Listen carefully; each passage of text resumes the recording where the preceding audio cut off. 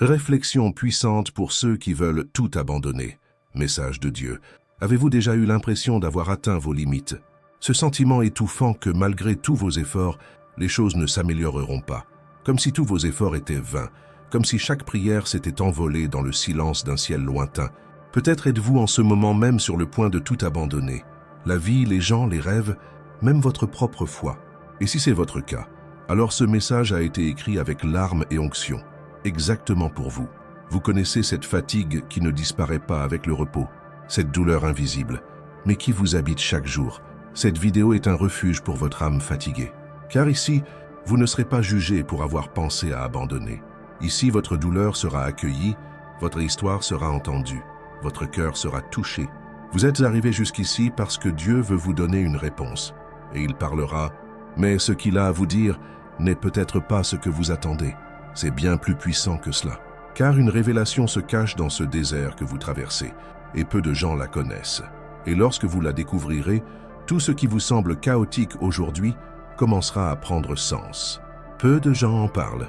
Rares sont ceux qui ont le courage d'admettre qu'ils ont pensé à tout abandonner, qu'ils ont pleuré en silence honteux même de Dieu. Mais cette parole ne s'adresse pas à la multitude. Elle s'adresse à une minorité, à ceux qui sont fatigués, à ceux qui tiennent bon même quand tout s'écroule en eux. Si vous êtes l'un d'eux, respirez profondément maintenant et ouvrez votre cœur, car ce n'est pas un simple message de foi, c'est une lettre du ciel, un appel divin, une réponse spirituelle qui a le pouvoir de transformer ce que vous ressentez aujourd'hui. Oui, c'est peut-être la dernière tentative de votre cœur, mais c'est la première de Dieu à le reconstruire. Jésus va vous révéler quelque chose sur votre souffrance que personne ne vous a jamais dit auparavant. Quelque chose de profond, de caché, mais de libérateur. Ce pourrait être la révélation que vous avez attendue toute votre vie. Et non, vous n'êtes pas ici par hasard. Vous avez été amené ici, guidé par des mains invisibles, pour entendre quelque chose qui peut sauver votre histoire. Il est assis dans la poussière, entouré des décombres de ce qui fut sa vie. Autour de lui, le silence est sépulcral, interrompu seulement par le son étouffé de ses propres pleurs. La douleur qui déchire l'âme n'est pas seulement physique ou matérielle, c'est une douleur profonde, spirituelle, une sensation suffocante que tout a perdu son sens. Job n'avait pas seulement perdu ses biens ou sa santé, il avait perdu son terrain. Le sentiment d'abandon l'enveloppait comme un manteau sombre et il ne lui restait qu'une foi qui blessait plus qu'elle ne soulageait. L'Éternel a donné et l'Éternel a ôté, que le nom de l'Éternel soit loué. Job 1, 21. Cette phrase prononcée au milieu du chaos est plus que de la résignation. C'est une explosion de résistance spirituelle, une foi qui ne nie pas la douleur, mais décide de rester, même lorsque tout s'écroule. Avez-vous déjà ressenti cela? Comme si chaque aspect de votre vie se démantelait sous vos yeux. Comme si Dieu se taisait, alors que tout en vous implorait de l'aide. Peut-être faites-vous face à des pertes que vous ne pouvez même pas nommer. Des rêves qui se sont évanouis, des relations qui se sont effondrées, la volonté de continuer qui a disparu. Et puis, cette pensée subtile, presque imperceptible, mais dévastatrice surgit. Si Dieu se souciait vraiment de moi, pourquoi laisserait-il cela arriver? Mais que se passerait-il si je vous disais que ce qu'on vous a enseigné sur la souffrance est incomplet? Que se passerait-il si je vous révélais qu'il y a quelque chose de caché dans la douleur que vous ressentez, quelque chose que peu ont le courage de voir? En vérité, Dieu n'a jamais promis l'absence de souffrance. Il a promis sa présence au milieu de tout, et cela change tout, car Job n'a pas été restauré après avoir tout compris. Il l'a été lorsqu'il a décidé de faire confiance, même s'il ne comprenait rien. Il y a une énorme différence entre faire confiance à Dieu pour ce qu'il fait et croire en qui il est, même quand tout s'écroule. C'est la foi qui perdure, qui survit à la perte, qui s'épanouit dans les décombres. Et cette foi est à votre disposition dès maintenant. Vous pouvez regarder autour de vous et ne voir que des ruines de votre santé, de votre famille, de vos espoirs. Mais la présence de Dieu ne dépend pas de votre perception. Elle est réelle, même imperceptible. Job ignorait qu'un dessein éternel se construisait à travers sa souffrance. Il ignorait que sa fidélité inspirerait des millions de générations plus tard, tout comme vous ignorez peut-être aujourd'hui que votre endurance silencieuse sème des graines spirituelles qui porteront des fruits éternels. Une gloire invisible se forme là où vous ne voyez que la douleur. Et voici ce qui pourrait bien vous bouleverser. Parfois, Dieu permet que tout s'écroule autour de nous pour que nous puissions enfin compter sur lui seul. Non pas comme une punition, mais comme un salut. Car quand tout tient bon, Il est facile d'oublier où se trouve le véritable fondement. Mais quand tout s'écroule, quand il ne reste plus rien, c'est là que nous découvrons si notre foi n'était qu'une décoration ou un fondement. Et Job a découvert que sa foi était plus forte que la tragédie. Tout comme vous découvrirez qu'il y a encore quelque chose d'indestructible en vous. Si ce mot vous brûle la poitrine, écrivez-le dans les commentaires dès maintenant. Même en ruine, j'ai confiance en toi, Seigneur. Cette affirmation n'est pas une simple phrase, c'est un acte de combat spirituel. C'est vous qui dites à l'enfer que vous êtes toujours debout. C'est vous qui vous positionnez comme quelqu'un qui, même quand il veut tout abandonner, choisit de faire confiance, et cela a du pouvoir. Commentez maintenant et libérez votre foi. Mais ce n'est pas tout. Quelque chose d'encore plus puissant est sur le point d'être révélé, car ce qui vient ensuite n'est pas seulement une question de survie, il s'agit de la façon dont Dieu maintient même le silence le plus terrifiant. Préparez-vous, car ce que vous allez entendre pourrait libérer votre âme d'une prison invisible. Élie était à bout. Habitué à entendre la voix de Dieu, il se retrouvait désormais plongé dans un silence assourdissant après avoir affronté les prophètes de Baal sur le mont Carmel, vu le feu tomber du ciel en réponse à sa prière et avoir été l'instrument d'un miracle surnaturel. Élie s'enfuit. Il se cacha dans une grotte, non pas pour échapper à ses ennemis, mais à lui-même. La lassitude de son âme pesait plus lourd que toute menace extérieure. Et là, seul dans le désert, le prophète qui avait défié les rois implorait maintenant Dieu de mourir. « Assez, Seigneur, prends-moi à la vie !» Il ne s'agissait plus de peur, il s'agissait d'épuisement. Il s'agissait d'un vide que personne d'autre ne pouvait combler. Un sentiment de solitude si profond que même les cieux semblaient incapables de répondre, mais c'est à cet endroit précis, à cet instant précis, que Dieu choisit d'agir de manière inattendue. Ni par le tonnerre, ni par des tremblements de terre, ni par des vents violents. Dieu vint en silence. Il vint dans un murmure, parce qu'il y a des révélations que seul le silence est capable de porter. Combien de fois avez-vous aussi crié en silence? Combien de nuits avez-vous passées en silence, mais votre cœur pleurait intérieurement comme s'il se brisait? Peut-être que personne ne voit, personne ne sait, personne ne comprend, mais Dieu voit, Dieu sait. Et plus que cela, il s'approche en silence. Élie pensait être seul, mais le ciel tout entier le regardait. La Bible raconte qu'un ange le toucha et lui dit « Lève-toi et mange, car le chemin est trop long pour toi. » 1 Roi 19:7. Cela change tout. Car Dieu était non seulement avec lui dans le désert, mais il avait déjà préparé nourriture et force pour le voyage qui l'attendait. Élie voulait s'arrêter. Dieu disait « Continue ». Élie voulait la fin. Dieu disait « Mission ». Le silence que vous ressentez pourrait-il être l'absence de Dieu, ou est-ce précisément là où il est le plus présent? Ce sentiment d'abandon ne pourrait-il pas être le terrain où il prépare quelque chose qui ne peut naître que dans l'intimité de l'invisible? Beaucoup croient qu'entendre la voix de Dieu, c'est avoir la chair de poule, entendre le tonnerre, vivre une expérience surnaturelle saisissante. Mais les plus belles rencontres avec Dieu se produisent dans l'ombre, lorsqu'il n'y a pas de public, lorsqu'il n'y a pas d'applaudissements, lorsqu'il ne reste que vous et lui. Si aujourd'hui vous vous sentez au désert, épuisé, sans force et complètement seul, sachez que le ciel ne vous a pas abandonné. Parfois, le ciel est silencieux pour que vous appreniez à écouter son murmure. Il vous est envoyé de la nourriture, même si vous ne vous en rendez pas compte. Il y a du pain frais préparé par Dieu lui-même qui est apporté à votre âme. Il y a de la force là où vous pensiez qu'il n'y en avait plus. Il y a un but, même lorsque tout semble dénué de sens. Car ce silence qui vous dérange tant est peut-être l'endroit précis où Dieu a choisi de demeurer. Maintenant, arrêtez-vous et réfléchissez. Votre solitude est-elle vraiment la preuve que Dieu vous a oublié, ou est-elle une invitation à une rencontre plus profonde avec lui? Le désert d'Élie ne fut pas la fin de son voyage. Ce fut un tournant. C'est là, dans ce lieu aride, isolé et sombre, que Dieu donna au prophète une nouvelle direction. Et peut-être est-ce la même chose pour vous? Peut-être que cet endroit qui aujourd'hui vous donne envie d'abandonner est précisément le territoire où Dieu vous renouvellera. Mais ce n'est pas tout.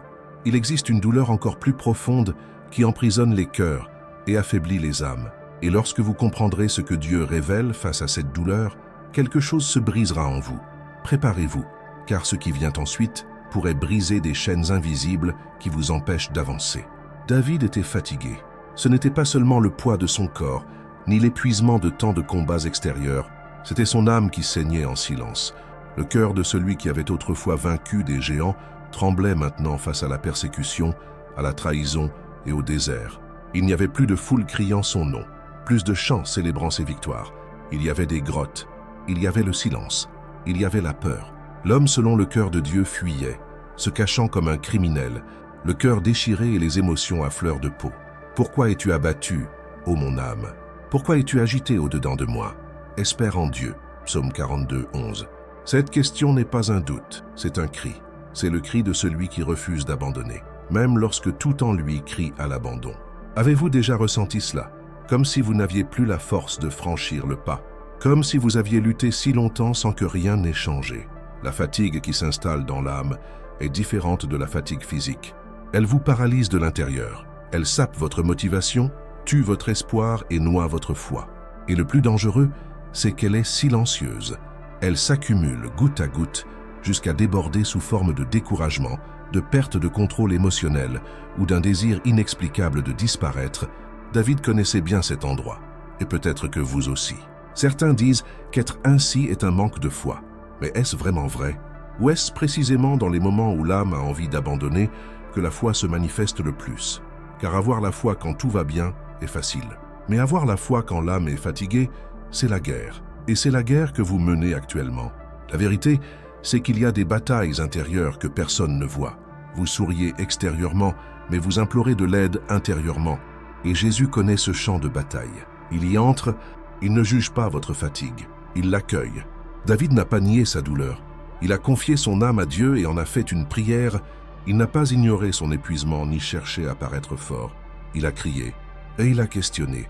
Mais il a aussi déclaré « Je te louerai encore, toi, mon secours et mon Dieu ».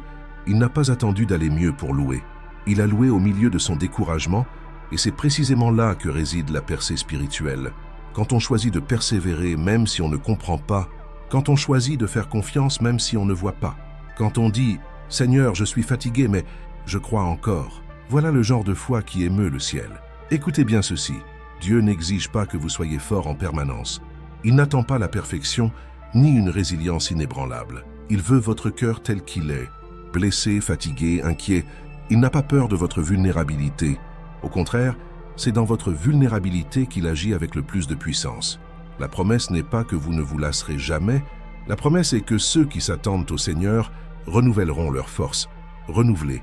Non pas inventer une nouvelle force, mais renouveler. Autrement dit, il prendra ce qui est brisé en vous et le reconstruira avec puissance. Si ce mot vous habite en ce moment, déclarez avec foi dans les commentaires. Même si je suis fatigué, je choisis de faire confiance. Ce n'est pas une question de sentiment. C'est une décision spirituelle. Chaque commentaire est une graine d'espoir, une réponse à la lassitude de l'âme. Commentez avec sincérité, comme si vous remettiez votre propre douleur entre les mains de Dieu. Et si vous pensez que ce qui a été révélé jusqu'ici est profond, attendez un peu, car il y a quelque chose que presque personne ne réalise à propos de la douleur, de l'incompréhension. Et lorsque vous verrez cette vérité, quelque chose en vous commencera à guérir. Ce qui viendra ensuite sera peut-être le tournant spirituel que vous attendiez. Préparez votre cœur. Jésus marchait parmi les siens, mais les siens ne le reconnaissaient pas. Il parlait avec amour, guérissait avec puissance, enseignait avec vérité, et pourtant il était rejeté, non pas par des inconnus, mais par les siens, par ceux qui prétendaient le connaître, par ceux qui portaient les mêmes promesses, la même foi, le même sang. Sa douleur n'était pas seulement la croix au bout du chemin, c'était l'incompréhension qui l'accompagnait. Il est venu chez les siens, et les siens ne l'ont pas reçu. Jean 1, 11. Le rejet est plus douloureux lorsqu'il vient de ceux qui devraient être à vos côtés. Lorsque vous êtes blessé par ceux qui prétendent vous aimer, lorsque votre douleur est minimisée, votre combat est ignoré, vos sentiments sont balayés comme exagérés. La solitude la plus cruelle est celle que l'on ressent au milieu des autres. Jésus connaissait cette solitude, et peut-être la connaissez-vous aussi. Avez-vous déjà essayé d'expliquer ce que vous ressentez, mais personne ne vous a compris? Vous a-t-on déjà traité de drame, d'exagération, de faiblesse? Vous a-t-on déjà accusé de manquer de foi simplement parce que vous luttez contre quelque chose d'invisible, mais de réel? Il y a des blessures invisibles, mais qui crient intérieurement. Et souvent, la plus grande souffrance n'est pas la douleur elle-même, mais le fait que personne ne la reconnaisse comme légitime. Vous pouvez même sourire extérieurement, mais votre intérieur est écrasé par le poids de l'incompréhension, et c'est là que cette histoire rejoint la vôtre. Car Jésus lui-même sait exactement ce que c'est que de vivre cette douleur. Il a été discrédité par ses propres frères, moqué dans sa ville natale, ridiculisé par les religieux. Bien qu'il fût le Fils de Dieu, il a souffert de ne pas être compris. Même par ceux qui marchaient à ses côtés, il n'y avait aucune empathie, aucune reconnaissance. Il y avait le silence et le rejet, mais il ne s'est pas arrêté. Il a poursuivi sa mission même sans applaudissements. Il a continué à guérir, même sans reconnaissance. Il a continué à aimer même sans être aimé en retour. Et voici la révélation. Jésus ne se contente pas de comprendre votre douleur, il vous accompagne. Il transforme cette douleur en force. Il donne un sens même aux choses que vous préféreriez oublier. Alors peut-être que la question n'est pas « pourquoi personne ne me comprend ?», mais « que m'enseigne Jésus à travers cette solitude ?» Et si cette douleur de ne pas être compris vous rapprochait de ceux qui vous comprennent le mieux? Et si l'isolement que vous ressentez aujourd'hui était la façon dont Dieu dissipe le bruit environnant pour que vous n'entendiez que sa voix? Il n'est pas étonnant que les plus grandes révélations du Christ se soient produites loin des foules, dans le désert, sur la montagne, dans le jardin, sur la croix. Le ciel parle fort quand la terre est silencieuse. Vous avez peut-être été rejeté par d'autres, mais vous avez été choisi par Dieu. Et ce qu'il pense de vous est ce qui nourrit votre identité. Ce n'est pas le regard des autres qui vous définit, c'est le regard de Jésus, et il ne vous regarde jamais avec jugement. Il vous regarde avec compassion, avec vérité, avec rédemption. Là où d'autres voient des défauts, il voit le destin. Là où d'autres soulignent vos erreurs, il révèle votre destinée. Il n'attend pas de vous la perfection, il attend seulement de vous de la volonté. Si ce message vous a interpellé, écrivez dans les commentaires « Jésus me comprend parfaitement ». Cette affirmation est plus qu'une simple confession, c'est une alliance spirituelle. C'est reconnaître que même si personne ne vous comprend, vous êtes pleinement connu de Dieu. Commentez maintenant, comme si vous remettiez votre douleur entre les mains de celui qui peut véritablement vous guérir. Préparez votre cœur, car ce qui vient ensuite touchera une partie encore plus sensible de votre âme. Cette culpabilité que vous portez en silence, pensant que vos erreurs vous ont éloigné de Dieu. Mais cette histoire recèle un secret. Et lorsque vous le découvrirez, vous comprendrez que même la chute peut être le début d'une restauration surnaturelle. Pierre tremblait. Ce n'était pas le froid du petit matin, ni le poids de la nuit qui enveloppait Jérusalem. C'était la culpabilité, celle qui surgit au moment précis où l'on réalise qu'on a trahi celui qu'on aime le plus. « Je ne connais pas cet homme », dit-il. Non pas une, ni deux, mais 3 fois, et chaque mot était comme un couteau qui lui tordait la poitrine. Il avait promis d'être avec Jésus jusqu'à la fin. Il avait juré fidélité, mais il n'a fallu que quelques questions. Un regard accusateur et tout s'est écroulé. Au moment où le coq a chanté, le regard de Jésus a croisé le sien. Un regard qui n'accusait pas mais qui transperçait son âme. La douleur de cette rencontre silencieuse résonna plus fort que n'importe quel cri. Pierre s'en alla en pleurant amèrement. Quiconque a ressenti le poids d'avoir déçu le ciel comprend ce genre de larmes.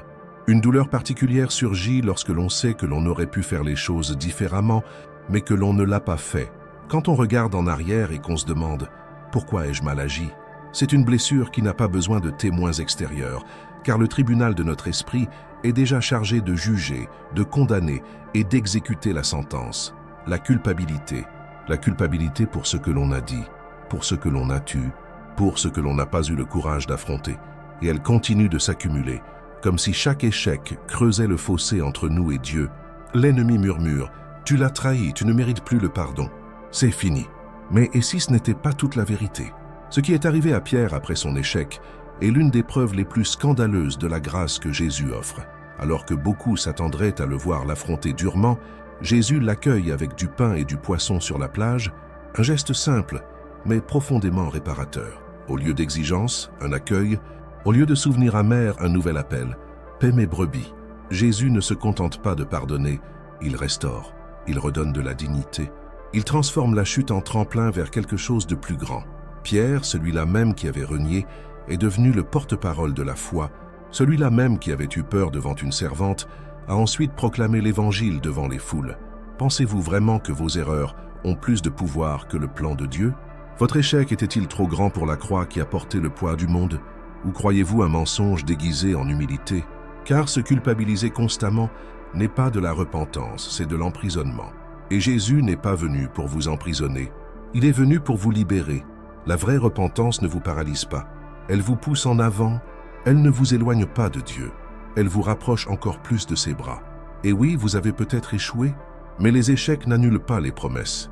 Seule la grâce a ce pouvoir, transformer les cendres en autel. Si cette parole vous a interpellé, et vous a en même temps donné de l'espoir, écrivez avec foi dans les commentaires « Jésus me restaure ». Peu importe ce qu'ils vous ont fait, ni ce que vous avez fait, il y a la rédemption. Il y a un nouveau départ. Commentez maintenant comme quelqu'un qui déchire sa culpabilité devant l'autel, comme quelqu'un qui déclare « Mon histoire ne se termine pas dans l'erreur ». Et voici un secret spirituel que presque personne ne prêche. Des promesses se cachent dans les périodes d'attente. La douleur d'aujourd'hui pourrait bien être la réponse de demain. Et ce qui s'en vient ébranlera votre foi quant au calendrier de Dieu. Vous allez bientôt comprendre que son silence n'est jamais signe d'absence. Tenez bon encore un peu. Ce qui viendra ensuite renouvellera votre espoir. Anna ne criait pas. Elle ne faisait pas d'histoire. Elle n'exigeait pas d'attention. Mais en elle, la clameur était assourdissante. Les années passaient et elle continuait d'attendre. Un ventre qui ne produisait pas, un rêve qui ne se réalisait pas, une réponse qui semblait ne pas venir. À chaque célébration, à chaque naissance, à chaque geste de compassion qui sonnait comme de la pitié, son âme saignait en silence. Et le plus cruel, c'était la façon dont les autres interprétaient sa souffrance. Même le prêtre la croyait ivre, alors qu'en réalité, elle n'attendait qu'une réponse divine. C'est cette attente qui ronge, non pas celle de ceux qui s'en fichent, mais celle de ceux qui ne savent plus quoi faire. Quand le temps passe et que la promesse n'est plus qu'un murmure lointain, quand il semble que Dieu l'ait oublié, j'ai prié pour cet enfant, et l'Éternel m'a exaucé. 1 Samuel 1, 27. Ces mots sont sortis de la bouche d'Anne comme un témoignage. Mais avant cela, il y a eu un long cheminement marqué par des nuits blanches, des larmes versées en silence et des prières qui semblaient vaines. L'attente peut être l'une des plus grandes épreuves spirituelles, car elle ne fait pas seulement souffrir ce que l'on n'a pas, elle fait souffrir ce que l'on a vu dans les mains des autres. Elle fait souffrir la comparaison, elle fait souffrir quand viendra mon tour. Et alors surgissent les questions les plus dangereuses. Dieu m'a-t-il oublié? Ne suis-je pas assez digne? Est-ce une punition? Mais que diriez-vous si je vous disais que l'attente peut aussi être un terrain de construction? Anne l'ignorait, mais son fils serait l'un des plus grands prophètes de l'histoire. Et peut-être, s'il était venu à son époque, il n'aurait pas été Samuel. Le timing de Dieu n'est pas un retard, c'est une préparation. Il ne gaspille pas la douleur. Il transforme la souffrance en destin. Mais c'est son timing, pas le nôtre. Cela blesse l'ego, cela brise l'anxiété. Mais c'est précisément là que la foi mûrit. La foi qui ne dépend pas d'épreuves, qui tient bon même sans réponse. La foi qui transforme l'attente en autel.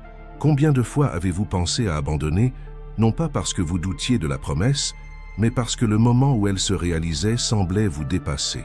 Peut-être n'attendez-vous pas trop peu de Dieu. Peut-être attendez-vous simplement trop tôt.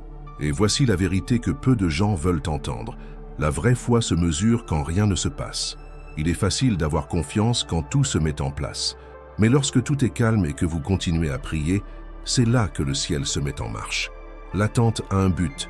Le silence de Dieu a une direction. Si ce mot a directement touché votre douleur, déclarez maintenant dans les commentaires « Je continue à m'attendre à Dieu ». Écrivez ceci comme un acte de confiance, comme quelqu'un qui est fatigué, mais qui ne renonce pas à sa promesse, comme quelqu'un qui choisit de continuer à croire même sans voir. Déclarez avec foi et laissez ce commentaire devenir la graine d'une réponse. Et si vous pensez que Dieu exige de la force en permanence, préparez-vous, car ce qui suit déconstruira cette idée. Admettre sa faiblesse recèle une grâce cachée, et c'est dans cette vulnérabilité que vous découvrirez la véritable force spirituelle. Paul savait ce que c'était que de porter le poids invisible d'une douleur que personne d'autre ne pouvait voir. Il ne s'agissait pas seulement de la persécution extérieure, des emprisonnements ou des flagellations. Il y avait quelque chose de plus profond, une faiblesse intérieure qui le suivait comme une ombre. La fameuse écharde dans la chair n'était pas seulement une affliction physique, c'était un rappel constant qu'il ne se suffisait pas à lui-même. Imaginez l'apôtre des gentils, celui qui écrivit des lettres qui façonnèrent la foi chrétienne, demandant sans cesse à Dieu « Éloigne de moi cela ». Mais la réponse du ciel ne fut pas un soulagement immédiat. C'était une vérité qui brise l'orgueil humain et remet en question toute spiritualité fondée sur les apparences. « Ma grâce te suffit, car c'est dans la faiblesse que la force de Dieu se révèle dans sa forme la plus pure. » Combien de fois avez-vous ressenti la pression d'être fort en permanence, comme si l'on s'attendait tacitement à ce que vous soyez toujours en forme, fort, maître de la situation. Et quand vous échouez, vous vous sentez coupable de ne pas maintenir cette façade. Mais et si cette idée était une déformation de la vérité? Et si Dieu n'attendait pas de vous une performance parfaite, mais un abandon sincère, Être fort en permanence est l'un des mensonges les plus cruels auxquels notre cœur puisse croire. Car ce n'est pas humain, et Dieu ne vous a jamais demandé cela. Il n'a pas besoin d'acteurs sur l'autel. Il recherche des cœurs soumis, des personnes qui pleurent, qui ressentent, qui vacillent, mais qui choisissent quand même de faire confiance. Ma grâce te suffit, car ma puissance s'accomplit dans la faiblesse. 2 Corinthiens 12, 9. Paul a entendu cela directement du Seigneur, non pas comme un réconfort facile, mais comme une révélation qui transforme une vie. C'est quand on cesse de faire semblant que tout va bien, que la véritable guérison commence, parce qu'on laisse la grâce combler les espaces que l'orgueil a bloqués. La faiblesse n'est pas un défaut de caractère, c'est l'espace où Dieu agit le plus librement. Quand on atteint ses limites, Dieu commence vraiment à agir. La pression de l'invincibilité est brisée par la liberté d'être authentique. Avez-vous déjà pensé que prétendre être fort est en réalité une forme d'incrédulité déguisée? Car cela implique que vous n'avez pas besoin de l'aide de Dieu. Mais reconnaître votre faiblesse est un acte de foi. C'est dire « Seigneur, je n'y arrive pas seul, mais je sais que tu le peux ». On ne trouve la paix qu'en cessant de lutter contre ses propres limites et en s'appuyant sur la suffisance du Christ. La pression de paraître fort est un piège, mais la décision de s'abandonner à la grâce est libératrice. Si ce mot vous a libéré d'une quelconque manière, écrivez dans les commentaires « J'accepte la grâce de Dieu ». Exprimez-le comme si vous vous libériez d'un fardeau que vous portez depuis trop longtemps, comme si vous choisissiez de ne plus être esclave des apparences, mais de vivre dans la plénitude de la grâce qui vous soutient même dans vos moments les plus faibles. Et si ce message vous a touché, cliquez sur « J'aime » en signe de foi et partagez cette vidéo avec quelqu'un qui a besoin de l'entendre en ce moment. Votre geste pourrait bien être la réponse qu'un autre cœur attend silencieusement. Et si je vous disais que la peur du lendemain n'est pas votre pire ennemi? Ce qui vous attend pourrait vous ouvrir les yeux sur quelque chose qui vous paralyse, sans même que vous ne le réalisiez encore. Moïse était confronté à l'une des tâches les plus difficiles de sa vie. Retourner en Égypte, là où il avait échoué, s'était enfui et s'était caché. C'était comme si Dieu lui disait « Retourne sur le lieu de ta souffrance ». Et il savait qu'il n'y avait pas que Pharaon là. Il y avait aussi l'écho de la peur qui le paralysait intérieurement. Moïse n'était plus le même jeune homme impulsif d'autrefois. Il portait désormais en lui l'insécurité de quelqu'un qui a connu l'échec. Il doutait de sa propre voix, de sa propre valeur, de ses propres capacités. Et lorsque Dieu l'appelle, sa première réaction est la résistance. « Qui suis-je pour aller vers Pharaon ?» demande-t-il. Derrière cette question résonnait le cri étouffé d'un cœur rempli d'anxiété, de la peur de ce qui pourrait mal tourner, à nouveau. Et c'est précisément dans ce contexte de fragilité émotionnelle que Dieu répond par une phrase qui désarme toute peur. « Je serai avec toi » Exode 3:12. Notez que Dieu ne donne pas de plan détaillé ni ne promet la facilité. Il dit simplement « Je serai avec toi ». C'est sa présence qui devient la garantie. C'est sa compagnie qui comble le vide du doute, car le véritable antidote à la peur de l'avenir n'est pas le contrôle mais la confiance. Ce n'est pas connaître chaque étape, c'est savoir qui est à vos côtés. Et l'anxiété qui paralyse le cœur de tant de personnes naît précisément de l'illusion qu'elles doivent affronter seules les jours qui ne sont pas encore arrivés. La peur de ce qui viendra demain absorbe la paix d'aujourd'hui. Avez-vous déjà remarqué à quel point l'esprit a le pouvoir de créer des scénarios catastrophes qui pourraient ne jamais se produire? L'anxiété est souvent la foi à l'envers. C'est croire avec conviction en quelque chose de mauvais qui n'est même pas encore arrivé. Et si au contraire, vous choisissiez de vous reposer sur le fait que Dieu est déjà dans votre avenir, ce rapport médical qui vous effraie, ce chômage qui semble sans fin, cette relation qui ne tient qu'à un fil, tout cela paraît gigantesque à considérer isolément. Mais avec Dieu à vos côtés, ce qui vous effraie perd de sa force, car il ne vous appelle pas à affronter l'inconnu sans direction, il vous accompagne, soutenant vos pas, même lorsque vous tremblez intérieurement. Aujourd'hui, nous vous invitons à vous libérer du fardeau qui consiste à tenter de contrôler l'incertitude et à faire confiance. Cela ne signifie pas être irresponsable, mais plutôt ne pas se laisser dominer par l'angoisse. Jésus a dit « Ne vous inquiétez de rien ». Il savait que le cœur humain est naturellement agité, mais il savait aussi que là où Dieu est présent, il y a le repos. Il y a une paix qui surpasse toute intelligence. Et il n'est pas nécessaire d'avoir tout compris pour connaître cette paix. Il suffit de croire qu'il ne vous laissera pas seul sur le chemin. Si cette parole répond directement à vos peurs, commentez maintenant « Seigneur, j'ai confiance en ton avenir ». Notez cela comme un acte de foi, même si vous avez encore des doutes. Déclarez avec assurance que vous ne laisserez plus la peur de l'avenir vous paralyser, que vous croyez que Dieu a déjà préparé le chemin et qu'il sera là quand vous arriverez. Et si vous portez encore en vous la culpabilité du passé qui vous retient, restez avec moi, car ce qui vient ensuite vous montrera que même les erreurs les plus graves peuvent être rachetées lorsqu'elles sont remises entre les mains du Rédempteur. Marthe était agitée, pas seulement à cause de la maison pleine ou des corvées qui s'accumulaient, mais à cause d'une agitation qui allait bien au-delà de la surface. Elle voulait tout faire bien. Elle voulait plaire, elle voulait bien servir, elle voulait que tout soit en ordre. Mais derrière chaque plat qu'elle mettait sur la table et chaque pas précipité, il y avait un cri inexprimé. Suis-je à la hauteur? Tandis que Marie choisissait de s'asseoir aux pieds de Jésus, Marthe choisissait de porter le poids des attentes. Et ce n'était pas seulement le poids d'une maison pleine, mais le poids invisible des exigences, tant intérieures qu'extérieures. Ceux qui vivent en essayant d'être à la hauteur des attentes des autres savent combien ce fardeau peut être épuisant. La peur de décevoir, d'être incompris, de ne pas être valorisé, tout cela pèse sur le cœur jusqu'à ce que le corps continue de fonctionner, mais que l'âme soit épuisée.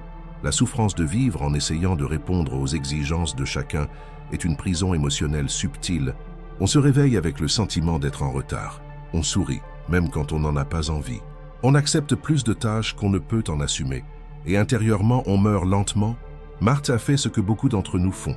Elle a pris l'activité pour de la valeur. Mais Jésus la surprend, non pas par une réprimande, mais par une révélation. Il dit « Marie a choisi la bonne part qui ne lui sera pas enlevée ». Luc 10, 42. Autrement dit, il disait « Ce qui compte, ce n'est pas ce que vous faites, mais ce que votre cœur a à offrir ». Le regard de Jésus n'est pas impressionné par la performance, mais plutôt par ceux qui le choisissent en premier, même lorsque tout le reste semble urgent. Avez-vous déjà réfléchi à la question de savoir si vos choix d'aujourd'hui sont motivés par la paix ou par la pression? Votre routine, vos décisions, vos réactions sont-elles guidées par la voix de Dieu ou par les exigences des autres? Souvent, nous pensons être productifs, mais en réalité, nous sommes esclaves des attentes des autres, et le plus dangereux, c'est qu'en cherchant à plaire à tout le monde, nous finissons par nous éloigner de celui qui compte vraiment. Marthe était dans la même maison que Jésus, et pourtant, elle se sentait perdue. Car être physiquement proche n'est pas la même chose qu'être à ses pieds. Il y a quelque chose de libérateur à comprendre que l'on n'a rien à prouver à personne. Que le regard de Jésus ne recherche pas la perfection, mais l'abandon. Qu'être avec lui vaut plus que 1000 choses à faire pour lui. Quand on troque le bruit du monde contre la voix de l'esprit, même les tâches les plus simples prennent un sens nouveau. Et l'inquiétude qui pesait autrefois sur notre poitrine est remplacée par une paix qui ne dépend pas d'une approbation extérieure. Si cette parole vous a touché, commentez maintenant. Je choisis d'être aux pieds de Jésus. Faites de cette phrase une décision. Lâchez prise de ce qui vous étouffe et courez vers le seul lieu où votre âme trouve le repos. Votre identité ne réside pas dans ce que vous donnez, mais dans votre appartenance. Déclarez-le avec foi. Mais ce n'est pas tout. Quelque chose d'encore plus puissant est sur le point d'être révélé. Car parfois, lorsque toutes les portes se ferment, c'est précisément à ce moment-là que Dieu commence à ouvrir des voies invisibles aux yeux humains. Paul avait élaboré son projet avec conviction. Il voulait aller en Asie prêcher l'Évangile, plein de zèle, de dévouement et de foi. Tout semblait en harmonie spirituelle. Tout semblait juste aux yeux des humains. Après tout, quel mal y avait-il à évangéliser? Mais contre toute attente, le Saint-Esprit l'en empêcha. La porte était fermée, non pas à cause de la persécution, ni à cause du péché, ni à cause du manque de foi, mais à cause de la direction divine. Combien de fois cela nous arrive-t-il? Nous prions, nous jeûnons, nous nous consacrons, et pourtant, nous entendons le nom de Dieu. Et ce nom est douloureux, car nous nous attendons généralement à ce que l'obéissance ouvre toujours la voie, alors qu'en réalité, la véritable obéissance implique aussi d'accepter les portes qui se ferment. Le verset dit « L'Esprit de Jésus ne nous l'a pas permis ». Acte 16, 7. C'est une petite phrase, mais elle a un impact profond, car elle révèle une vérité souvent ignorée. Tous les obstacles ne sont pas des attaques de l'ennemi, certains sont des limites imposées par Dieu lui-même, pour nous rediriger, nous protéger ou nous préparer. Et lorsque nous ne comprenons pas cela, la frustration s'installe, nous commençons à douter de nous-mêmes, de notre foi, de notre utilité. Nous nous demandons si nous sommes toujours au centre de la volonté de Dieu. Notre cœur est en crise, notre esprit s'agite, notre âme se tait. Peut-être avez-vous raison, vous voyez des portes qui ne se sont pas ouvertes, des relations qui n'ont pas fonctionné, des entretiens qui n'ont pas abouti, des ministères qui n'ont pas prospéré, et le sentiment de rejet commence à vous envahir. Mais que diriez-vous si je vous disais que ce déni était en réalité un grand acte de protection divine, que le chemin que vous vouliez emprunter vous mènerait là où la grâce n'était pas encore prête à vous soutenir? C'est difficile à accepter, mais parfois l'amour de Dieu nous arrête, non pas pour nous punir, mais pour nous préserver. Avez-vous déjà pensé que l'entreprise qui ne vous a pas embauché aurait pu être l'environnement qui ruinerait votre santé mentale, ou que la relation qui a pris fin était une distraction qui vous éloignerait de votre objectif? Dieu voit ce que nous ne voyons pas, et il agit même lorsqu'il semble silencieux. Il y a des délivrances déguisées en déception. Il y a des protections intégrées au retard. Lorsqu'il ferme une porte, ce n'est pas par manque d'amour, c'est par zèle. Et ce zèle nous entraîne parfois sur des chemins inconfortables, mais absolument nécessaires. Si cette parole vous a trouvé devant une porte fermée, commentez avec foi « Seigneur, apprends-moi à croire en tes noms ». Écrivez-la comme un acte d'abandon. Déclarez que même lorsque vous ne comprenez pas, vous choisissez de rester. Que même lorsque tout en vous veut abandonner, vous croyez toujours que Dieu sait ce qu'il fait. Mais attendez, et si je vous disais que même le sentiment d'inutilité suscite une puissante réaction dans le cœur de Dieu? Ce qui suit pourrait bien être la révélation qui transformera radicalement votre perception de votre valeur. Moïse regarda ses mains tremblantes, marquées par le temps et la peur. Lui qui avait grandi au palais de Pharaon, gardait désormais des moutons dans le désert. Et lorsque Dieu le rappelle en Égypte avec une grande mission, sa réponse n'est pas un oui immédiat, mais une série d'insécurités. « Qui suis-je pour aller voir Pharaon ?» demande-t-il. Et cela ne s'arrête pas là. Il tente d'esquiver les excuses. « Ils ne me croiront pas. Je suis lent à parler.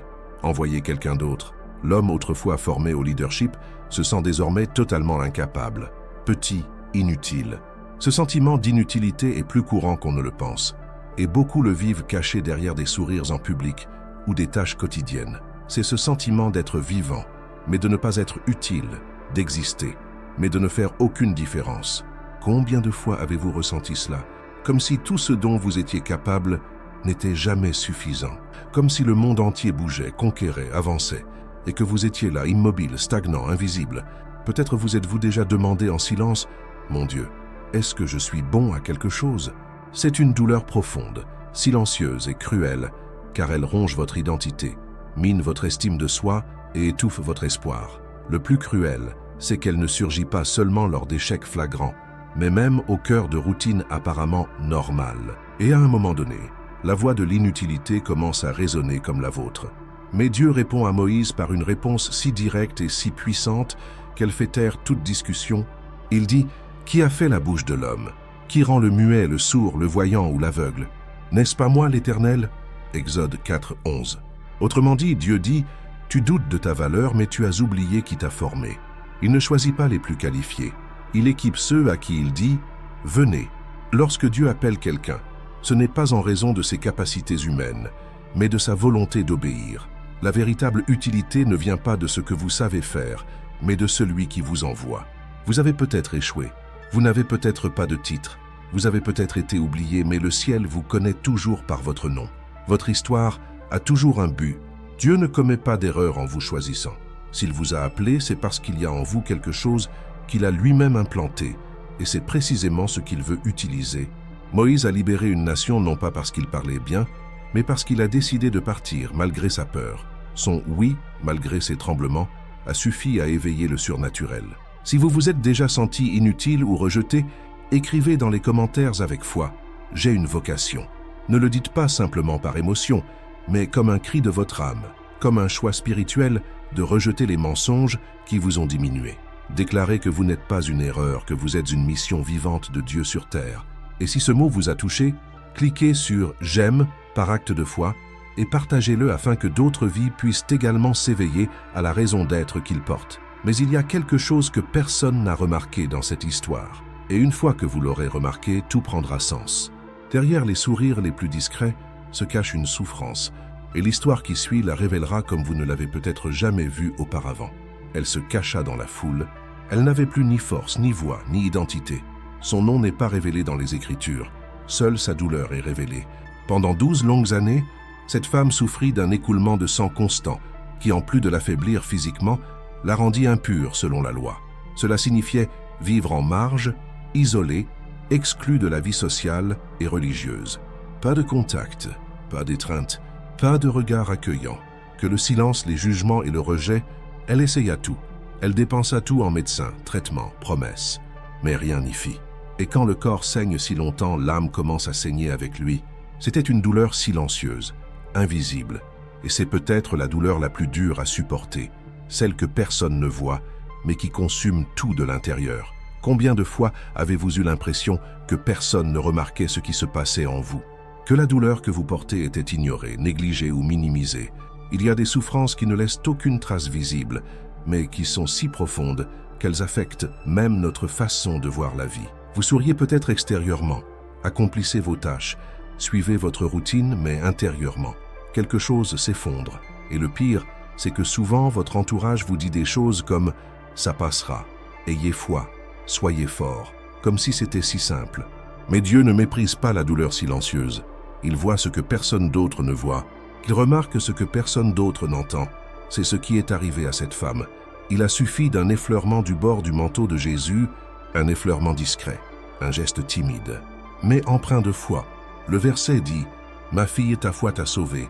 Va en paix et sois délivrée de ton affliction. » Marc 5, 34. Quelle déclaration puissante!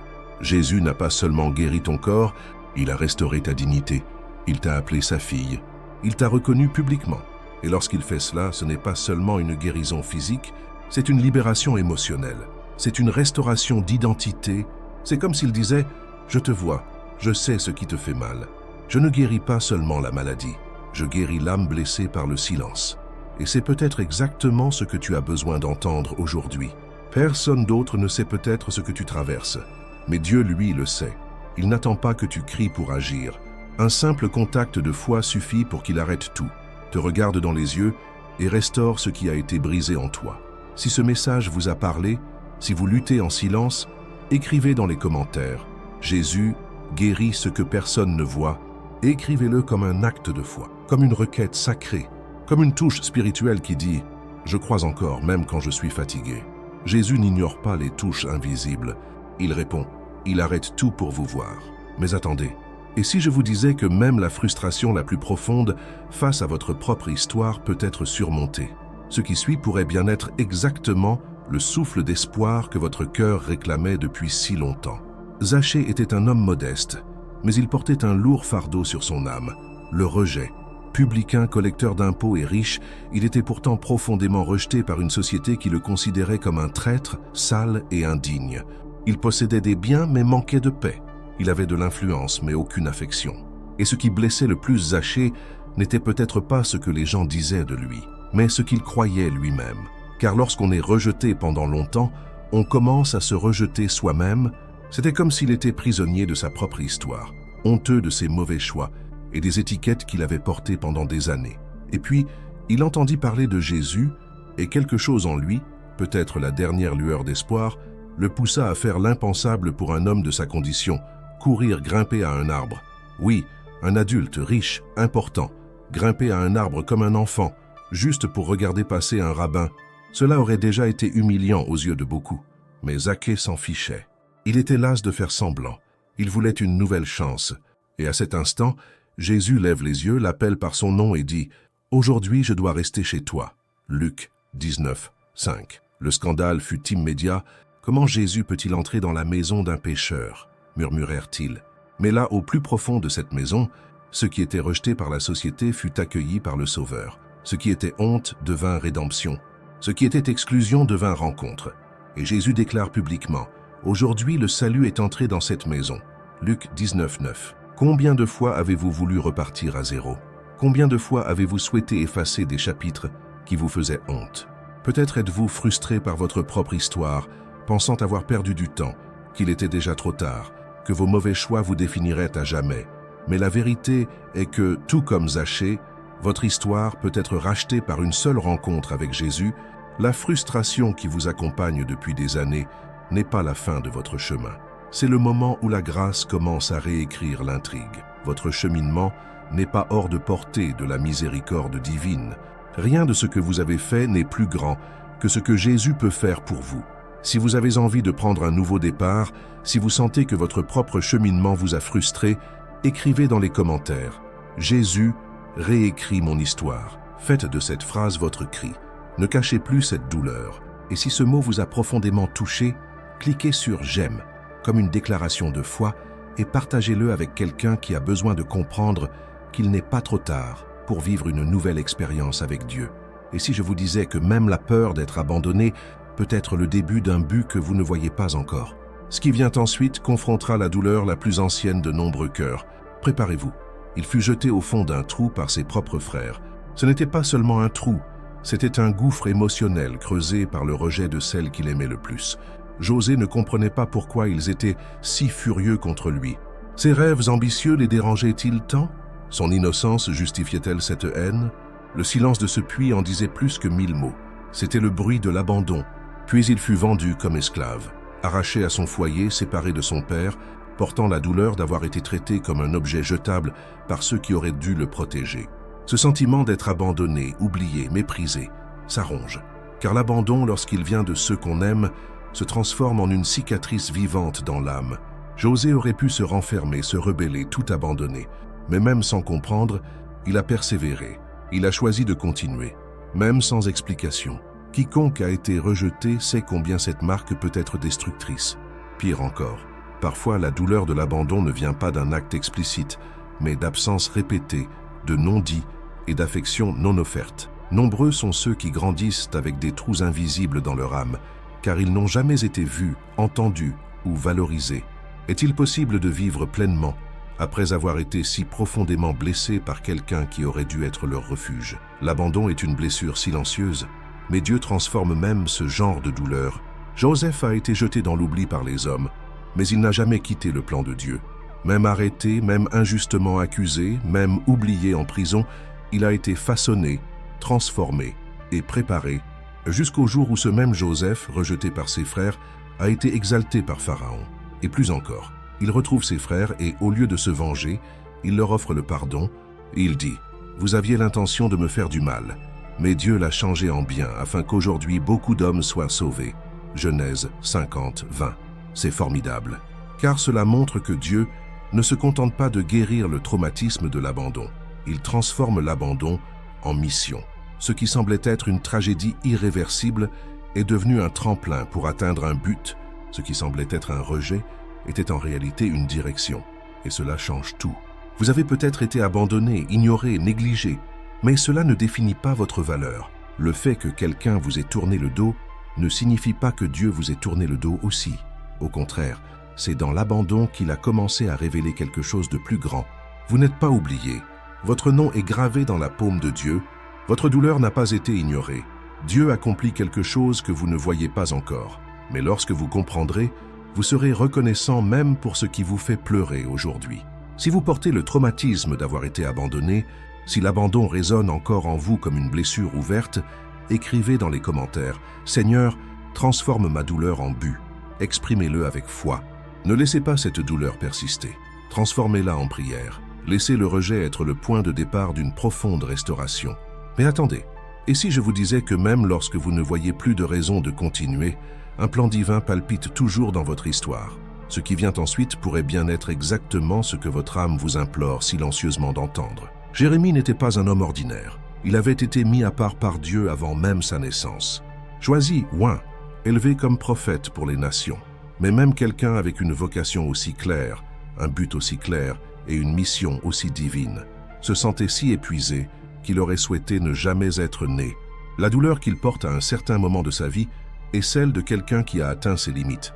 Ce n'est pas seulement de la tristesse, mais un profond désespoir. Comme si l'âme avait perdu son souffle, Jérémie maudit le jour de sa naissance. Il dit « Maudit soit le jour où je suis né, que le jour où ma mère m'a mis au monde ne soit pas béni. » Jérémie 20, 14. Ce n'est pas une simple diatribe. C'est le cri de quelqu'un qui est sur le point de tout abandonner, car il existe un endroit dans l'âme où l'épuisement est si profond que même continuer à respirer semble insurmontable. Et le plus effrayant, c'est que ce moment est plus fréquent qu'on ne l'imagine. Combien de personnes vivent chaque jour avec le sourire, mais intérieurement, quelque chose est déjà mort? Combien de fois avez-vous dit « je vais bien » alors qu'en réalité vous aviez envie de disparaître? La vérité, c'est que le désespoir ne vous avertit pas lorsqu'il arrive. Il s'insinue lentement, à travers les frustrations accumulées, les prières qui semblent rester sans réponse et les pertes qui laissent des vides, et c'est dans ce terrain sombre que l'ennemi murmure « ça n'en vaut plus la peine ». Mais est-ce vraiment inutile? Ou est-ce que ce dont vous avez besoin, ce n'est pas de renoncer à la vie, mais de découvrir qu'il y a une vie au-delà de la douleur?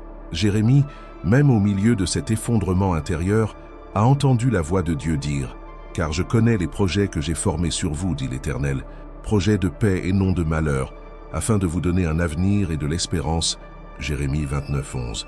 Soyez attentifs à ceci. Tandis que Jérémie se demandait si sa naissance avait un sens, Dieu révélait déjà des plans de paix pour votre avenir.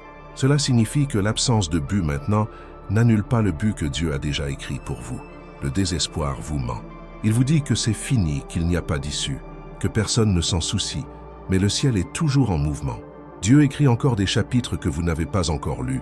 Vous êtes peut-être au milieu de la page la plus sombre de votre histoire, mais ne fermez pas encore le livre. Il y a quelque chose à la fin qui justifiera toutes les virgules de douleur. Votre existence n'est pas une erreur. La souffrance que vous ressentez aujourd'hui n'est pas la signature de la fin. C'est juste une pause entre le cri et la réponse. Dieu n'en a pas fini avec vous. Et qui plus est, il n'a pas seulement un plan, il est le plan. Si vous avez l'impression d'avoir perdu le goût de vivre, si le fardeau est si lourd que vous avez pensé à abandonner, écrivez dans les commentaires « Jésus, montre-moi ton plan ». Ce n'est pas une simple phrase, c'est une prière à l'aide, une demande de secours, un cri de sincérité. Dieu entend ce qui est écrit avec sincérité. Et croyez-moi, il est plus proche que vous ne le pensez. Mais ce n'est pas tout. Il y a une douleur qui transperce le cœur comme un couteau, la perte d'un être cher. Et ce qui va suivre touchera un endroit que vous avez peut-être évité pendant longtemps. Les pleurs de Marie résonnaient dans le silence de la mort. Debout devant le tombeau de son frère Lazare, elle n'était habitée que par la douleur, l'incrédulité et un sentiment de perte suffocant. Elle avait prévenu Jésus à l'avance. Elle croyait que s'il avait été là, son frère ne serait pas mort. Mais il était trop tard. Le corps de Lazare était enterré. L'odeur de la mort imprégnait déjà l'air et le cœur de Marie était enveloppé d'un sombre nuage de deuil. Lorsque Jésus arriva enfin, elle se jeta à ses pieds et dit « Seigneur, si tu avais été ici, mon frère ne serait pas mort. » Jean 11:32. Cette phrase est porteuse d'une douleur profonde, un mélange de foi blessée et d'espoir brisé, car le deuil a cette cruauté. Il mêle amour et impuissance, désir et colère, foi et confusion. La douleur de la perte est inexplicable, elle envahit tout simplement. Et que fait Jésus dans ce scénario? Il ne donne pas de cours théologiques, il ne cherche pas à rationaliser la mort, il pleure simplement. Jésus pleura, Jean 11:35. Le verset le plus court de la Bible est peut-être l'un des plus puissants, car il révèle un Dieu qui n'est pas au-dessus de notre douleur, mais en elle. Un sauveur ému qui ressent, qui se soucie de nous. Jésus ne savait pas seulement que Lazare serait ressuscité des morts, il était sur le point d'accomplir ce miracle, et pourtant il a pleuré avec Marie. Cela nous enseigne quelque chose d'extrêmement précieux. Le réconfort de Dieu ne vient pas seulement de la solution, mais de sa présence dans la souffrance. Il n'attend pas que la tempête passe pour s'approcher. Il y entre avec nous. Peut-être vivez-vous un deuil. Il peut s'agir de la mort d'un être cher, ou peut-être du deuil d'une relation qui s'est terminée, d'un rêve qui s'est évanoui, d'un cycle qui s'est terminé brutalement. Il existe de nombreuses formes de perte, et elles sont toutes douloureuses, mais que diriez-vous si je vous disais que Jésus pleure avec vous en ce moment même, qu'il voit non seulement votre douleur, mais la ressent avec vous? Notre Dieu n'est pas indifférent. Il est le Dieu qui pleure, et qui plus est, il est le Dieu qui ressuscite. Car juste après avoir pleuré, il se rend au tombeau et dit « Lazare, sors !» Et celui qui était mort est revenu à la vie. Cela montre qu'aucune perte n'est définitive entre les mains de Jésus. Ce qui est terminé pour vous peut encore être un point de départ pour lui. Il transforme les tombes en nouveaux commencements. Si vous avez perdu quelqu'un, quelque chose, ou même vous-même en chemin, et que vous sentez que vous pleurez une partie de votre histoire, dites ceci maintenant. Jésus, pleure avec moi et fais-moi revivre. Écrivez ceci comme une prière, un cri, un abandon. Vous n'êtes pas seul. Les larmes qui coulent de vos yeux coulent aussi de ses yeux. Mais attendez, et si je vous disais que même lorsque personne ne vous tend la main, il existe toujours une force capable de vous soulever. Ce qui vous attend pourrait bien être exactement le regain de vie que votre âme fatiguée réclame en silence. Il était là, au même endroit, depuis 38 ans. 38 ans de tentatives infructueuses, 38 ans d'attentes déçues, de promesses jamais tenues, de silence. La piscine de Bethesda était entourée de malades, chacun attendant son tour, sa guérison, son miracle. Mais cet homme semblait avoir été oublié. À chaque mouvement de l'eau, quelqu'un était plus rapide. Il y avait toujours quelqu'un d'autre qui arrivait en premier. Il y avait toujours quelqu'un de plus fort, plus proche, plus visible. Lui, en revanche, n'avait plus aucun espoir d'avancer seul. Lorsque Jésus s'approcha et demanda « Veux-tu être guéri ?» Sa réponse ne fut pas un oui direct. C'était une lamentation. Il dit « Seigneur, je n'ai personne pour me jeter dans la piscine quand l'eau est agitée. » Jean 5, 7. Il ne parle pas de foi. Il parle de solitude, d'abandon, du manque de soutien.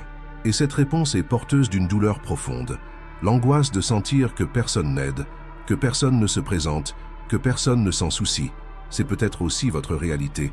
Pas littéralement à côté d'un bassin, mais au bord de l'effondrement émotionnel, assis face à la vie, sans la force de vous relever.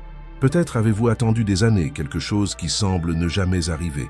Et pire encore, peut-être êtes-vous déjà arrivé à la conclusion que vous êtes trop seul pour recevoir de l'aide. Personne ne se présente, personne ne comprend, personne ne reste. Et en l'absence de main tendue, un mensonge grandit dans votre cœur. Si personne ne m'aide, peut-être que je ne suis pas digne d'aide. Mais Jésus apparaît dans cette scène pour briser ce mensonge. Il n'attend pas que l'homme rampe dans l'eau, il ne le compare pas aux autres. Il n'exige aucune performance. Il ordonne simplement « Lève-toi, prends ton lit et marche ». Jean 5, 8. Et à cet instant, le miracle se produit. Car lorsque personne d'autre ne tend la main, Jésus parle et sa parole a le pouvoir de ressusciter ce que chacun croyait déjà perdu. Croyez-vous encore avoir besoin de l'approbation humaine pour recevoir ce que Dieu veut vous donner? Croyez-vous vraiment que votre victoire dépende de l'aide de quelqu'un qui ne voit même pas votre douleur? Il y a quelque chose dans ce texte qui ne peut être ignoré. La guérison n'est pas venue lorsque l'eau a été agitée, mais lorsque la parole vivante s'est manifestée. Cela change tout, car si vous êtes là à envisager d'abandonner, sentant que personne ne vous tend la main, sachez que Jésus est déjà à vos côtés, non seulement avec compassion, mais avec autorité. Vous n'avez plus besoin d'attendre que quelqu'un vous prenne. Lui-même est venu à votre rencontre. Si ce message vous a laissé par terre, épuisé et oublié, écrivez dès maintenant dans les commentaires « Jésus, relève-moi par ta parole ». Peu importe depuis combien de temps vous êtes là, peu importe si personne ne vous a jamais aidé. Aujourd'hui, c'est le ciel qui s'approche de vous. Aujourd'hui, c'est Jésus qui vous appelle par votre nom. Mais ce n'est pas tout. Il y a des chaînes invisibles, des histoires non résolues qui vous lient intérieurement. Et ce que vous allez entendre maintenant pourrait bien être le début de votre véritable libération. Imaginez porter sur vos épaules le poids de chaque erreur, de chaque parole prononcée avec colère, de chaque choix fait en dehors de la volonté de Dieu. Imaginez maintenant que ce poids devienne une prison, non pas de barreaux, mais de culpabilité, de honte, de peur et de stagnation. Pour beaucoup, le passé n'est pas qu'un lointain souvenir, c'est une cellule, et certains y vivent enfermés, comme si chaque porte ouverte du présent était encore attachée à de vieilles chaînes. Il y a des moments où hier crie si fort qu'il étouffe les promesses d'aujourd'hui, et dans cette prison émotionnelle, beaucoup perdent le courage de rêver, de recommencer, de croire qu'il existe quelque chose au-delà de la douleur laissée derrière eux, mais l'histoire d'un homme nommé Saul, devenu Paul, prouve qu'il n'est aucun péché, aucun échec, aucun passé que Jésus ne puisse racheter. Paul n'était pas un homme ordinaire, il persécutait la foi chrétienne, il proférait des menaces et portait en main l'autorisation de détruire des familles croyantes. Il ne s'est pas contenté de parler contre Jésus, il a agi contre ses disciples. Aux yeux de la société, et peut-être à ses propres yeux, il n'y avait pas de retour en arrière possible. Mais que faire lorsque la grâce envahit votre chemin et bouleverse même le cœur le plus endurci? Dans Acte 9, sur la route de Damas, une lumière éclatante l'enveloppe. Il tombe, il est aveuglé, puis il entend une voix. « Saul, Saul, pourquoi me persécutes-tu » Acte 9, 4. Cette rencontre change tout. Mais la transformation n'était pas seulement spirituelle, elle était émotionnelle, elle était libératrice. Paul a dû apprendre à regarder en arrière sans se condamner. Il a dû affronter l'horreur de ce qu'il était pour accueillir la miséricorde de ce qu'il allait devenir. Oubliant ce qui est derrière et me portant vers ce qui est devant, je cours vers le but. Philippiens 3, 13, 14. Ce n'est pas une belle phrase, c'est un appel à la liberté. C'est quelqu'un qui a découvert que recommencer ne signifie pas effacer l'histoire, mais permettre à Dieu d'en réécrire les chapitres. Peut-être vivez-vous exactement cela, un emprisonnement intérieur. Les souvenirs de ce que vous avez fait, de ce que vous avez vécu, ou même de ce que vous avez souffert, vous tirent chaque jour en arrière Mais voici une vérité qui peut changer votre vie. Jésus ne vous appelle pas à porter des chaînes, mais à porter la croix. Et la croix ne vous condamne pas, elle vous rachète. La croix ne vous lie pas au passé, elle vous conduit à l'avenir. Votre passé ne peut avoir plus d'autorité sur vous que la parole de Dieu.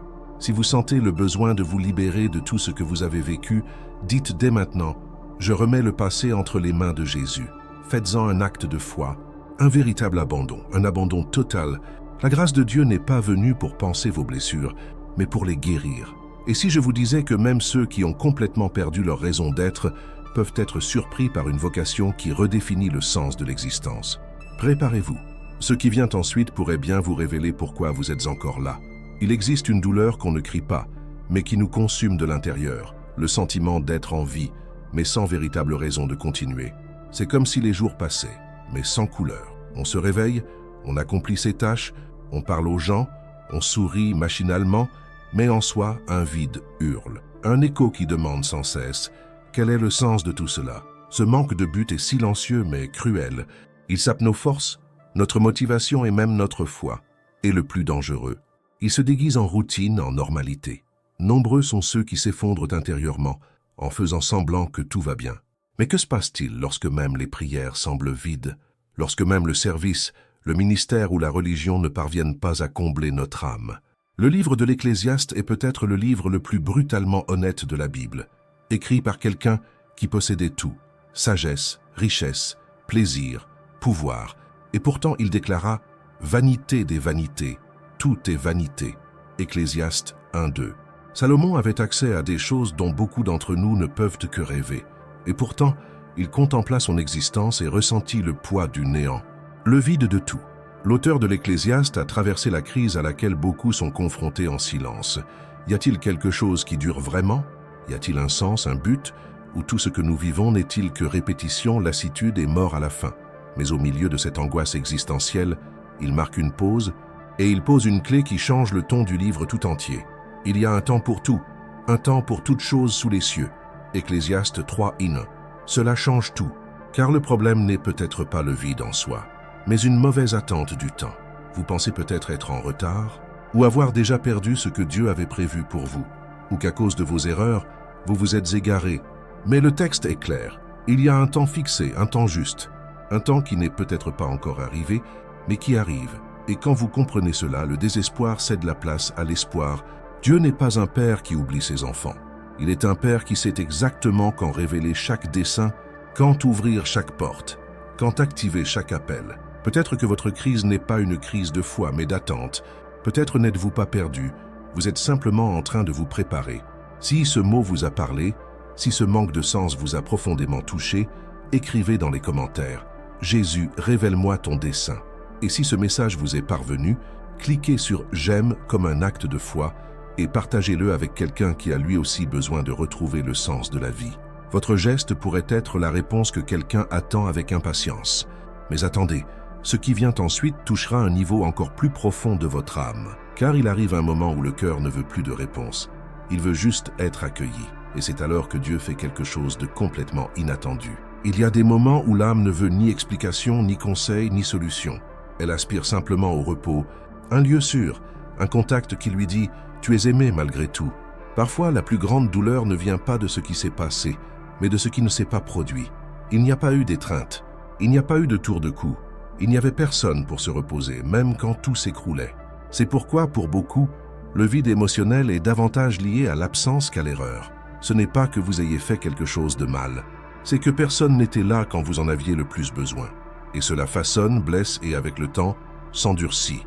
Mais le cœur même endurci continue de désirer ce geste simple, être accueilli sans condition. C'est en ce lieu que l'histoire du Fils prodigue cesse d'être un simple texte biblique pour devenir le miroir de notre réalité la plus intime. Jésus raconte l'histoire d'un jeune homme qui décide de partir.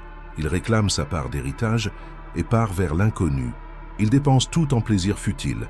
L'argent épuisé, ses amis disparaissent. Lui parti plein d'orgueil, se bat maintenant avec des cochons pour de la nourriture. C'est à ce moment de déprime qu'il reprend ses esprits, il décide de revenir. Mais pas comme un fils, il ne croit plus mériter cette place. Son plan est de demander à être traité comme un serviteur. Ce qu'il ignore, c'est que son père ne cesse de l'attendre. Le texte dit Comme il était encore loin, son père le vit et fut ému de compassion. Il courut à son fils, le serra dans ses bras et l'embrassa. Luc 15, 20. Ce n'est pas seulement une scène émouvante, c'est une révélation du caractère de Dieu. Il n'attend pas que nous soyons purs pour nous accueillir. Il court à notre rencontre, même lorsque nous sommes couverts de culpabilité, de peur et de honte. Cette étreinte était plus que physique. C'était un symbole de guérison. C'était un nouveau départ. C'était la preuve vivante que l'amour de Dieu ne repose pas sur la performance, mais sur l'identité. Et cela brise bien des idées fausses que nous portons.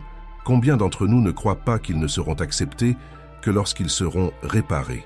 Lorsque nous prierons davantage, jeûnerons davantage, lirons davantage la Bible, mais le Père n'a rien demandé. Il a juste serré dans ses bras. Il a restauré et célébré. Car pour Dieu, on n'a jamais cessé d'être un enfant, ni en s'éloignant, ni en péchant, ni en voulant tout abandonner. Il voit au-delà de la saleté, il voit le cœur. Et le cœur brisé, même sale, reste irrésistible au ciel. Si vous vous sentez fatigué, sans force et que votre cœur ne désire qu'un câlin, commentez maintenant. Père, je reviens dans tes bras. Faites-en une prière, un retour, un abandon. C'est le message le plus puissant de tous. Dieu n'attend pas que vous soyez prêts à vous accueillir. Il attend que vous reveniez pour vous restaurer. Et dès que vous ferez le premier pas, il courra vers vous. Car il n'est pas un juge froid. Il est un père. Un père qui accueille d'abord, restaure ensuite et aime toujours. Vous n'êtes pas seul. Vous ne l'avez jamais été. Si vous êtes arrivé jusqu'ici, c'est parce qu'il se passe quelque chose de profond en vous. Ce n'est pas une coïncidence. Ce n'est pas une simple vidéo. C'est un appel, un signe clair que Dieu œuvre au plus profond de votre âme. Vous avez peut-être commencé cette vidéo simplement pour comprendre votre douleur, trouver un sens, un soulagement, une réponse. Mais ce qui vous a été livré ici était plus qu'une explication. C'était une rencontre avec l'espoir, un bouleversement spirituel, le sauvetage de ce que vous pensiez mort en vous. Vous avez été touché car ce message ne venait pas de moi, il venait du cœur de Dieu directement au vôtre. Les blessures qui vous avaient poussé à abandonner ont été affrontées par la parole vivante. Le manque de direction, la peur de l'avenir, la culpabilité du passé, la solitude étouffante, tout cela a trouvé un contrepoint aujourd'hui en présence de Jésus. Il ne vous a pas seulement vu, il vous a trouvé, il vous a cherché, il vous a tendu la main. Maintenant que cette graine est plantée dans votre cœur, il faut l'arroser de foi. C'est pourquoi en ce moment je veux vous guider dans une prière, non pas une prière vide de sens, composée de mots appris par cœur, mais un cri sincère et profond, venant directement de votre esprit vers le cœur du Père. Fermez les yeux un instant, respirez profondément. Oubliez ce qui vous entoure. C'est votre moment avec Dieu, vous et lui. Plus rien d'autre n'a d'importance. Seigneur Dieu Tout-Puissant, nous venons devant toi, le cœur brisé. Chaque personne arrivée jusqu'ici porte en elle des blessures, des traumatismes, des doutes et des souffrances que le monde ne voit pas, mais que tu connais une à une.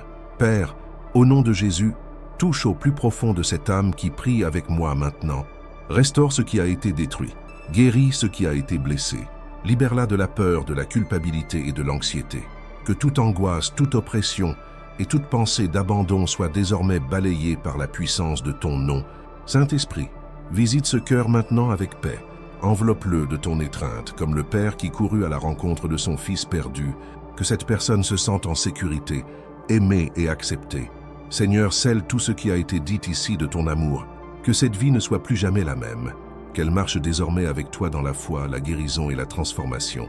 Au nom de Jésus, Amen. Si cette prière vous a parlé, sachez que c'est Dieu qui vous a amené ici. Rien de tout cela n'est arrivé en vain. Et si ce message vous a touché, ce que vous découvrirez dans la vidéo qui apparaît maintenant à l'écran pourrait bien changer votre vie. Ne partez pas sans l'avoir regardé, car ce qui suit pourrait bien être exactement ce dont vous aviez besoin pour votre libération complète. Là-bas, davantage de guérison, davantage de révélation et davantage de présence divine vous attendent. C'est la continuation spirituelle de ce cheminement. Ne négligez pas cette invitation. C'est une étape essentielle. Commentez maintenant. J'ai réussi jusqu'au bout. C'est plus qu'un commentaire. C'est une déclaration de foi, une réponse spirituelle à ce que Dieu fait en vous.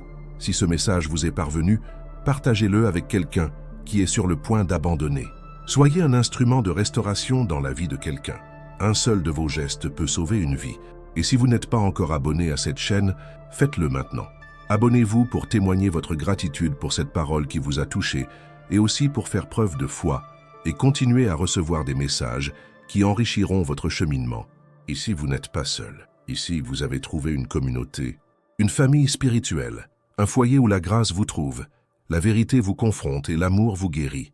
Comme il est écrit dans Romains 8, 38-39, « Car j'ai l'assurance que ni la mort, ni la vie, ni les anges, ni les dominations, ni le présent, ni l'avenir, ni aucune puissance, ne pourront nous séparer de l'amour de Dieu manifesté en Jésus-Christ notre Seigneur. Rien, pas même la douleur que vous ressentez maintenant.